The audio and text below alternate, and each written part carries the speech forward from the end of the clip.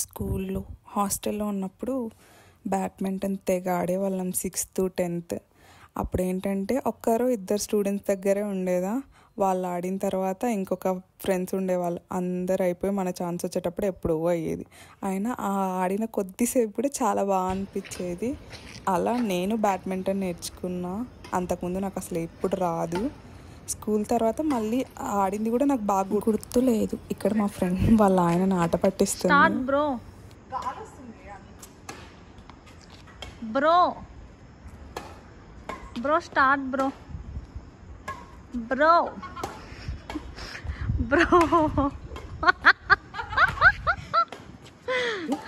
School తర్వాత మళ్ళీ ఆడింది కూడా నాకు బాగా గుర్తులేదు. ఎందుకంటే ఇంకా కాలేజ్ బీటెక్ అని తిరుగుతూనే ఉన్నాం కాబట్టి అంత టైం కూడా లేదు. తర్వాత చాలా రోజుల తర్వాత ఇక్కడ బ్యాడ్మింటన్ ఆడితే చాలా రిఫ్రెషింగ్గా ఉంది. మళ్ళీ ఓల్డ్ మెమరీస్ అన్నీ గుర్తొచ్చాయి.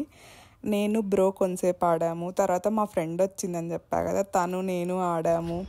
అలా ఈవినింగ్ని మంచిగా రిఫ్రెషింగ్గా అనిపించింది గేమ్ ఆడడం వల్ల. It's nice to play games some time in your life. ఇప్పుడు మనం ఉన్న కార్పొరేట్ ఫీల్డ్లో హెల్త్ ఇష్యూస్ అనేది కామన్. సో మన లైఫ్లో డైలీ రొటీన్లో ఒక స్పోర్ట్ ఇంక్లూడ్ చేసుకుంటే బెటర్ అన్నది నా ఫీలింగ్. నేను కూడా ఇంక్లూడ్ చేసుకోవడానికి ట్రై చేస్తున్నా ఇప్పటి నుంచి. అంతే అండి, బాయ్.